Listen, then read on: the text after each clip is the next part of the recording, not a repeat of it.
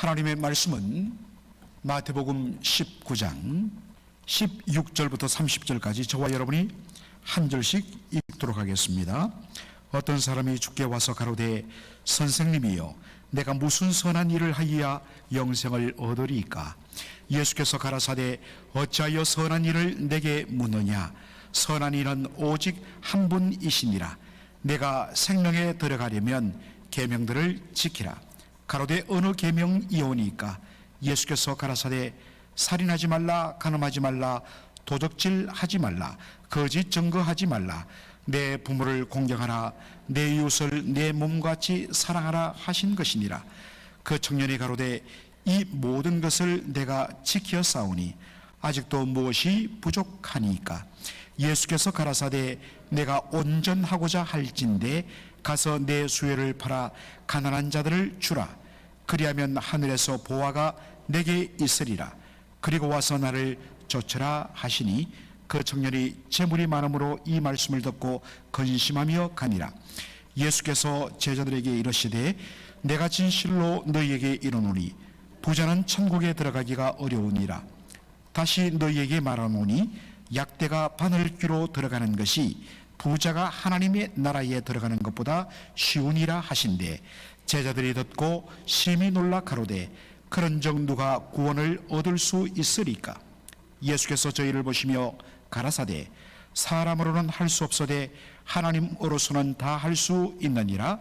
이에 베드로가 대답하여 가로되 보소서 우리가 모든 것을 버리고 주를 쫓아 싸우니 그런즉 우리가 무엇을 얻으리까? 예수께서 가라사대 내가 진실로 너희에게 이르노니 세상이 새롭게 되어 인자가 자기 영광의 보좌에 앉을 때에 나를 좇는 너희도 12 보좌에 앉아 이스라엘 12지파를 심판하니라. 또 내 이름을 위하여 집이나 형제나 자매나 부모나 자식이나 전토를 벌인 자마다 여러 배를 받고 또 영생을 상속하리라. 다 같이요. 그러나 먼저 된 자로 나중되고 나중된 자로서 먼저 될 자가 많으니라. 아멘.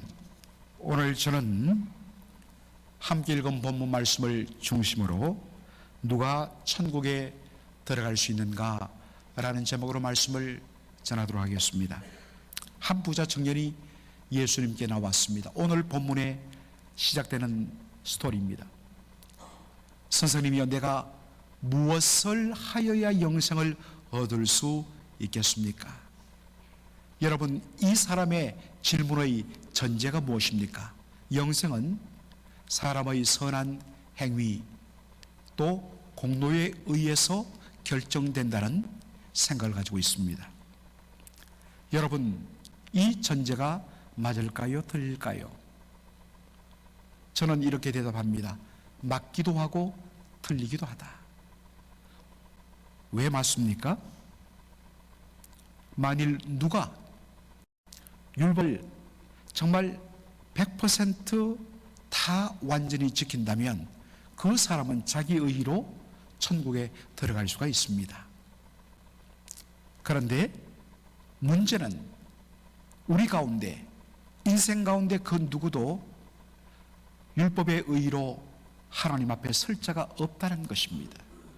이것은 우리의 실존적인 경험으로 우리가 인정할 수밖에 없는 그러한 말입니다. 이것을 예수님께서 애둘러 한 번 더 말씀하십니다.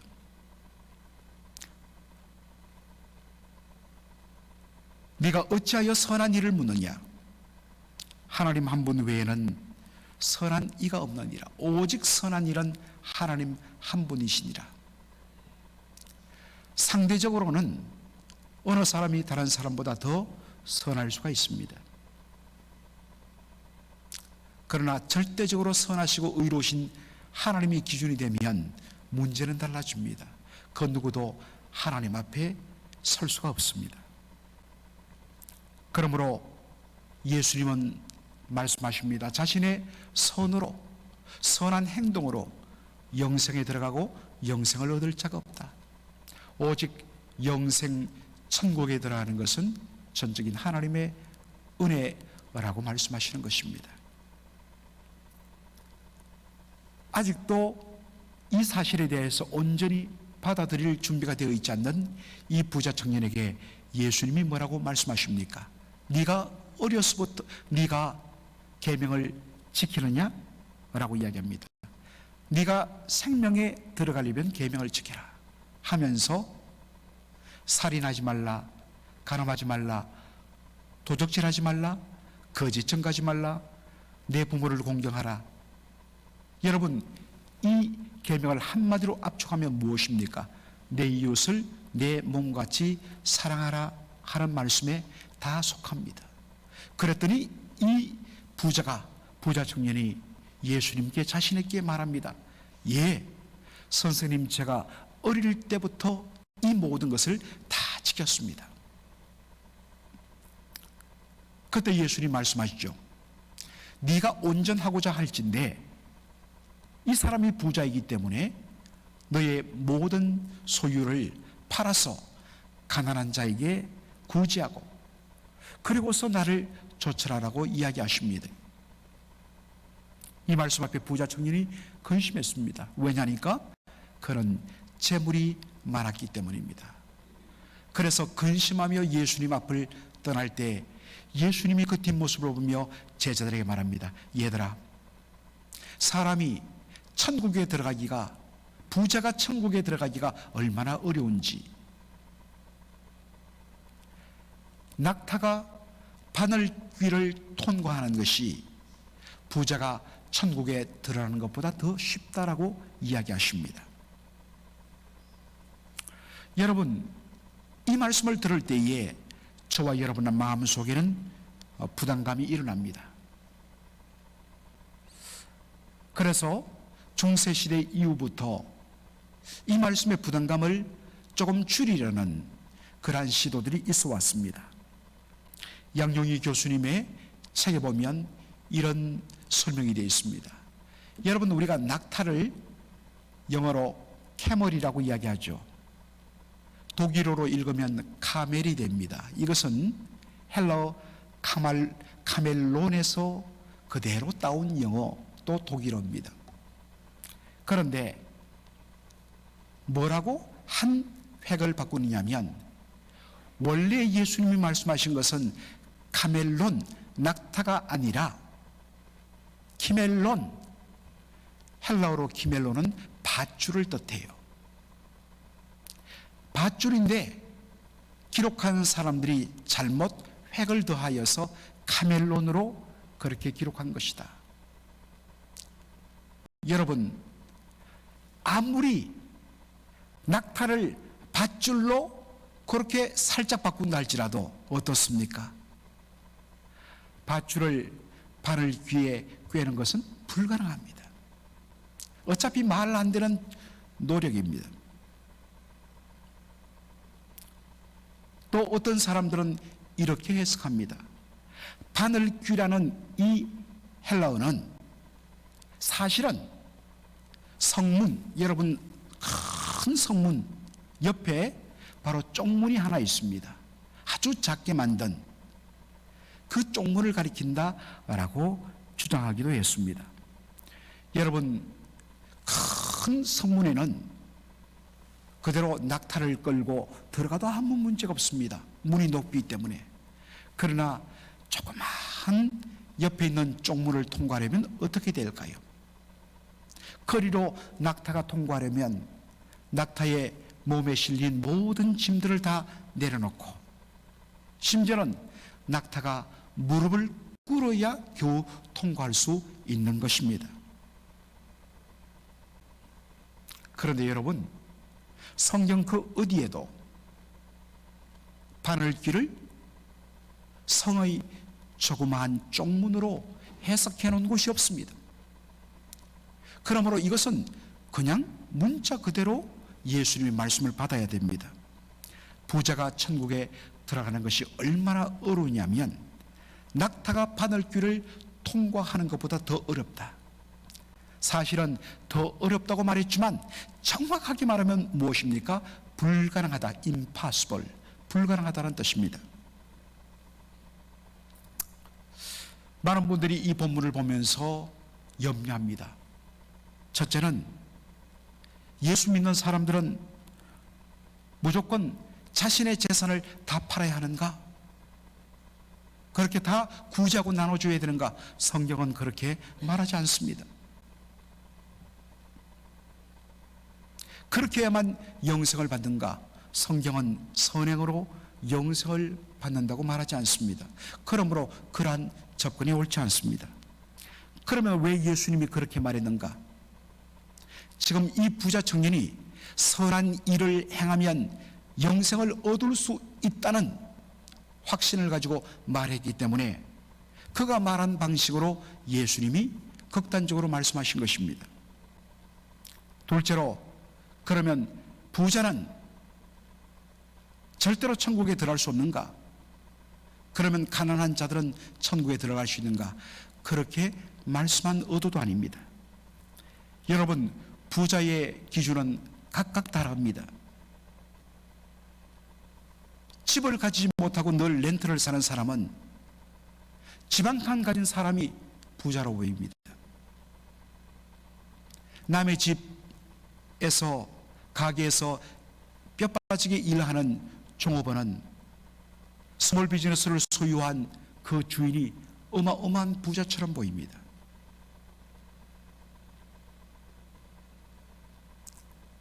그런데 여러분, 요즘에 그 일론 머스크, 테슬라 자동차를 만드는 일론 머스크가 전 세계 부자 1등 아니겠습니까? 그 사람 앞에 나름대로 한 종업원이 100여 명 정도 되는 그러한 중소기업을 거느린 사장은 결코 부자가 아닙니다. 부자의 개념은 상대적입니다. 그렇다면 예수님이 말씀하시는 부자는 돈을 많이 가진 자가 아닙니다. 예수님이 말씀하시는 천국에 들어갈 수 없는 부자는 누구냐? 부자가 되는 것이, 부를 소유하는 것이 그의 삶의 이유와 존재 목적으로 삼는 자, 그가 바로 부자입니다. 바울이 디모데전서 6장에서 말한 것으로 빗대면 돈을 사랑하는 자, 여러분, 돈은 사랑의 대상이 아닙니다. 돈은 필요합니다. 그러나 돈은 사랑의 대상이 아닙니다. 돈은 숭배의 대상이 아닙니다. 그런데 돈을, 이 만문을 우상으로 삼고 살아가는 사람, 그가 바로 예수님 말씀하시는 천국에 들어갈 수 없는 부자입니다.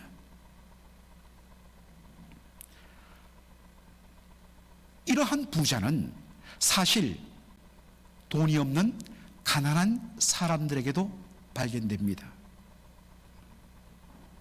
자신은 돈이 없어서 불행하고 돈만 있으면 자신의 인생이 완전히 행복할 수 있다고, 그래서 자신의 인생의 삶의 목적이 돈, 부자가 되는 것, 이 사람을 가리켜 가난한 부자라고 이야기합니다. 이런 부자는 천국에 들어갈 수 없습니다. 사랑하는 성도 여러분, 이 시간 여러분을 한번 확인해 보시기 바랍니다. 여러분의 삶의 목적이 무엇입니까? 여러분의 삶을 진정 행복하게 해주는 가치가 무엇입니까? 하나님 한 분 외에는 그 어떤 것도 내 인생을 채울 수가 없고, 하나님을 떠나서는 참된 평안이 없고, 오직 하나님 한 분만으로 만족하고 기뻐하는 그 사람이 진정한 부자요, 하나님 보시기에 합당한 자입니다. 진정 부유한 자, 하나님 나라에 합당합니다. 여러분, 그렇다면 누가 천국에 들어갈 수 있을까? 누가 영생에 들어갈 수 있을까? 놀랍게도 이 부자 청년이 예수님 앞에 나와 질문하기 전에 바로 앞에 한 이야기가 나옵니다. 마태복음 19장 13절로 15절 말씀. 때에 사람들이 예수의 안수하고 기도하심을 바라고 어린아이들을 데리고 오매 제자들이 꾸짖거늘 예수께서 가라사대 어린아이들을 용납하고 내게 오는 것을 금하지 말라. 천국이 이런 자의 것이니라 하시고 저희 위에 안수하시고 거기서 떠나시니라.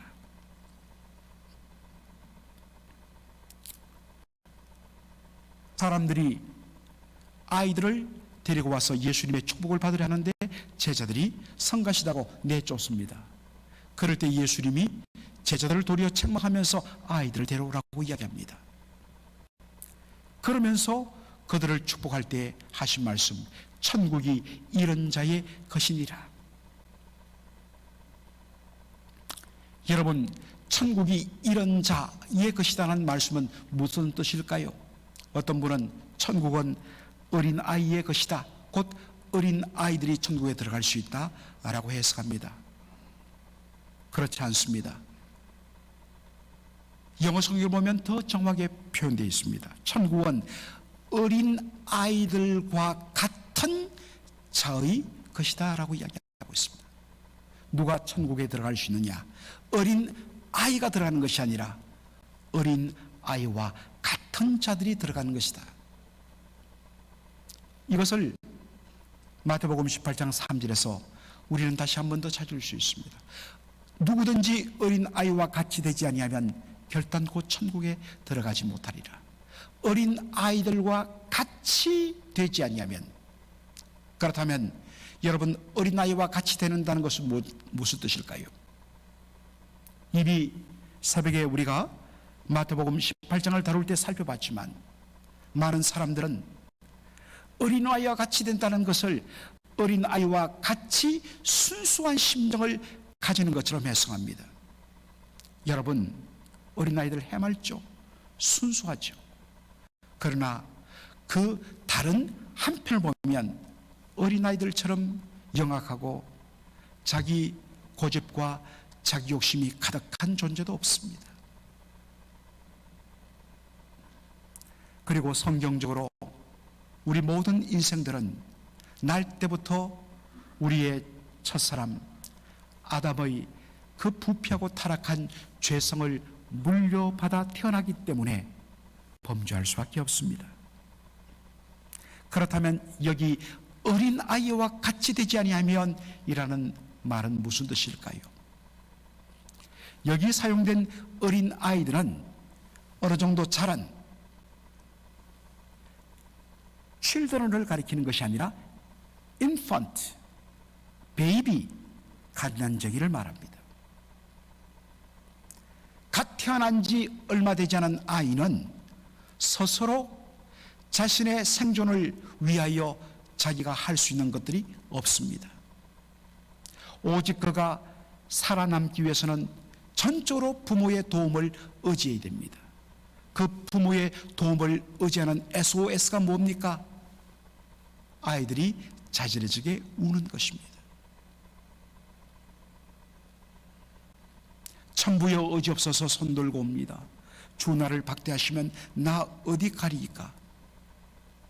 하나님 도움 없이는, 전적으로 하나님을 의지하지 아니하고는 내 인생 그 어떤 것도 불가능합니다 하고 온전히 하나님 앞에 엎드리는 자, 이것이 바로 어린 아이와 같은 자의 기도인 것입니다. 누가 천국에 합당합니까? 구원에 있어서 자신의 전적인 무능력, total inability, 전적인 무능력,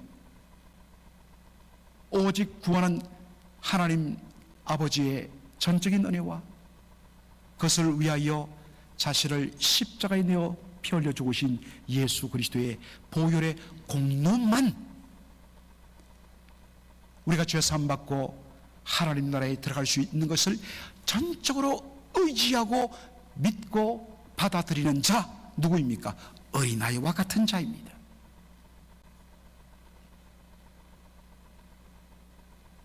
여러분은 과연 어린아이와 같습니까? 오늘 이 밤에 하나님께서 나를 부르신다면 내가 눈을 떴을 때 과연 나는 천국에 거할 수 있는 확신이 있으십니까? 그 사람은 어린아이와 같은 심정을 가져야 합니다. 주님, 우리 집안이 그래도 대대로 예수 믿는 집안이었습니다. 제 아내는 예수를 잘 믿습니다. 우리 어머니가 얼마나 나를 위해서 기도하시는데요. 다 좋습니다. 제가 일평생 예배당에 한 번도 예배를 빠진 적 없습니다. 귀하죠. 그러나 그것으로 주님 앞에 설 수 없습니다. 오직 주님 앞에 설 수 있는 자는 어린아이와 같은 심령을 가진 자. 그래서 우리가 찬송가 아까도 188장을 불렀지 않습니까? 빈손 들고 앞에 가 십자가를 붙드네. 의의가 없는 자라도 긍휼히 여기심을 바라고 주님 앞에 온전히 두 손으로 빈손으로 나가 십자가 피공로를 의지하는 자만이 천국 들어갈 수 있습니다. 그리고 그가 그 다음에 행하는 믿음의 열심, 그리고 헌신과 충성과 봉사는 내가 영생에 들어가기 위한 조건이 아니라 영생 받은 자, 전적인 하나님의 은혜로 영생을 선물 받은 자, 천국 백성 된 자가 하나님의 은혜에 감사하여 마땅히 행하는 반응과 열매인 것입니다.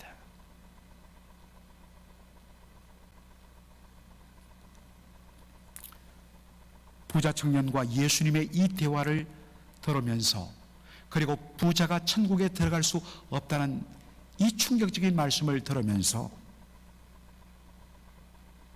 오직 구원은 하나님만이 줄 수 있다는 말씀을 들으면서 근심이 된 베드로가 이렇게 말합니다.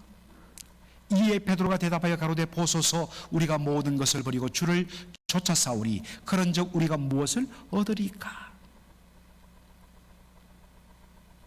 이에 대하여 예수님은 말합니다. 제자들이 주님을 따르는 그 수고와 헌신을 전적으로 인정하십니다. 그래서 여러 가지로 하나님께서 주시는 복을 말씀하십니다. 그런데 최종적인 복을 이렇게 말씀하십니다. 한 절이 빠졌는데요, 여러분 29절에 보면 이렇게 됩니다. 29절 마지막에 보면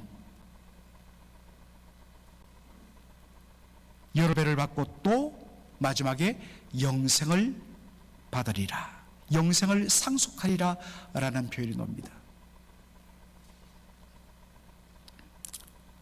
여러분, 이 표현이 굉장히 중요합니다. 여러분, 상속이란 것은 뭘까요? 상속이란 것은 아버지의 자녀일 때 아버지가 돌아가시면 아버지의 모든 것을 바로 물려받는 자격을 얻게 되는 것입니다. 상속받는 유일한 조건은 바로 아버지의 자식이 되는 것입니다. 너희가 영생을 상속하리라. 영생은 내 공로와 내 노력으로 받는 것이 아닙니다. 하나님이 나의 아버지가 되어주셔서 자동적으로 하나님의 자녀가 되었을 때 아버지의 자녀에게 주는 특권으로서 받는 것이 상속인 것입니다. 영생인 것입니다. 따라서 여기서 다시 한 번 더 확인하듯이 전적인 하나님의 은혜로 말미암아 예수의 보혈로 죄사함 받고 성령으로 말미암아 하나님을 아바 아버지라 부르는 자, 그를 영접하는 자, 하나님의 자녀의 권세를 받은 자, 그가 바로 영생을 상속받게 되는 것입니다. 그런데 마지막으로 하신 말씀, 먼저 된 자로 나중되고 나중된 자로서 먼저 될 자가 많다라는 말씀을 예수님 하시고 말씀을 마칩니다. 여러분, 교회에서 먼저 된 자로 나중되고 나중된 자로서 먼저 된 자, 이 표현을 여러분 어떻게 우리가 많이 쓰죠? 처음 예수 믿었던 사람, 먼저 예수 믿었던 사람, 나중에 보면 그가 믿음이 뒤처지고 중간에 믿거나 나중에 주님을 뜨겁게 만났던 사람이 그 은혜에 감격하여 열심을 내므로 말미암아, 심지어는 부모 대대로 믿는 모태 신앙으로 신앙생활하는 사람보다 더 믿음이 앞선다 라고 할 때에 우리가 이 표현을 씁니다. 그러나 여러분, 이 말씀을 문맥에서 봐야 됩니다. 여러분, 여기에 나중된 자 무엇일까요? 나중된 자, 나는 끝입니다 라는 뜻입니다. 먼저 믿는 자, 나중 믿는 자라는 뜻이 아닙니다. 저는 제일 끝입니다. 저는 제일 마지막입니다. 저는 종입니다. 저는 낮은 자입니다. 저는 어린아이와 같은 자입니다 라는 뜻입니다. 여러분, 어린아이 같은 자는 누구라고 그랬습니까? 오직 하나님의 은혜만 전적으로 의지하는 자를 말합니다. 자신에게 주어진 이 영생이 전적인 은혜의 선물임을 인정하는 자입니다. 그런 자가 왜 끝에 서느냐? 왜 남 아래 서서 섬기는 자가 되느냐? 항상 다른 사람들을 당신이 먼저입니다, 나는 끝입니다, 맨 나중입니다 하느냐?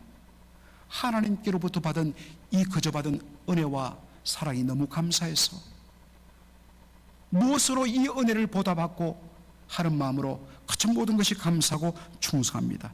그래서 늘 종의 심정으로 다른 사람들을 높이는 마음이 가득한 자입니다. 주님이 말씀하십니다. 이 자가 바로 천국에서 먼저 된다, 첫째가 된다는 말입니다. 반면에 먼저 된 자, 언제나 자신을 첫자리에 놓는 자, 주님의 전적인 은혜로 말미암아 구원받았지만 어느 사이에 내가 높임받고 내가 섬김받고 내가 천국에서 남들보다 더 뛰어나고 더 큰 자라고 스스로 우기는 자,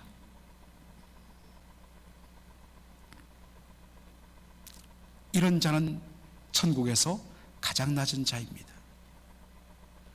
사랑하는 성도 여러분, 지금 여러분은 어떻습니까? 여러분은 지금 나중된 자의 삶을 살고 있습니까? 아니면 먼저 된 자의 삶을 살고 있습니까? 어린아이와 같은 심정으로 온전히 하나님 나라를 붙들고 있습니까? 높임받고 대접받고 섬김받기보다는 마땅히 섬김을 받아야 합당한 분이지만은 그 모든 것들을 내려놓고 많은 사람들을 섬기려 하고 많은 사람들을 위하여 자신을 대속제물로 내어주신 예수 그리스도를 따르는 자라면 마땅히 어린아이 같은 심정으로, 그리고 나중된 자, 바로 종의 심정으로 섬기는 자가 되어야 할 것입니다. 여러분의 삶을 다시 한 번 더 확인하며, 왜 내가 천국을 소유하고 예수님으로부터 영생을 받았는데 왜 내 속에는 영생의 기쁨과 감격이, 천국의 그 행복이 없을까? 왜 내 마음속에는 늘 불평과 불만과 불만족과, 그리고 이렇게 정말 내 마음속에 왜 내 스스로 이렇게 불행한 마음이 가득할까? 행복하지 못할까? 여러분, 여러 가지 이유가 있겠지만 주님이 주시는 먼저 된 자, 나중된 자, 혹은 어린아이 같은 자, 내 안에 그러한 심령이 있는가? 그래서 다시 은혜로 주신 이 놀라운 천국과 영생을 마음껏 누리며 날마다 내 심령 속에, 내 삶 가운데 천국이 임하고 하늘의 기쁨과 영광이, 생명력이 가득한 삶을 회복하는 저와 여러분의 삶 되기를 주의 이름으로 축원합니다. 아멘. 아버지 하나님, 은혜와 사랑을 감사드립니다. 오늘 이 복된 토요 새벽에 우리 사랑하는 성도들 불러주시고, 아버지 하나님, 누가 천국에 들어갈 수 있는가? 하나님, 이 무거운 말씀 앞에 다시 한 번 더 하나님 앞에 어떠한 자여야 하는가를 배우게 하여 주신 것 감사합니다. 어느 사이에 우리의 마음속에 은혜의 감격이 사라지고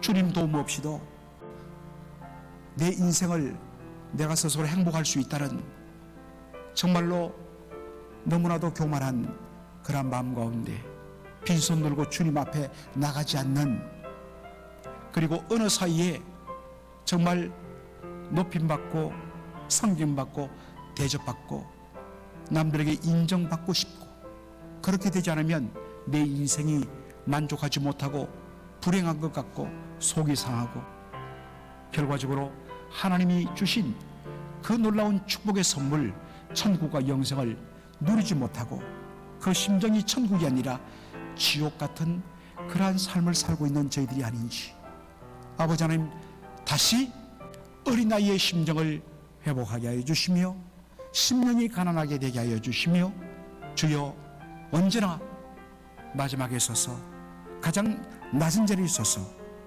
다른 사람들을 높이고 섬기며 주님 앞에 언제나 고백하는 말, 주여 제가 한 것이 없습니다, 저는 무익한 종입니다 라고 고백하는 저희들의 삶이 될 수 있도록 은혜를 더하여 주시옵소서. 감사하며 예수님의 이름으로 기도하옵나이다. 아멘.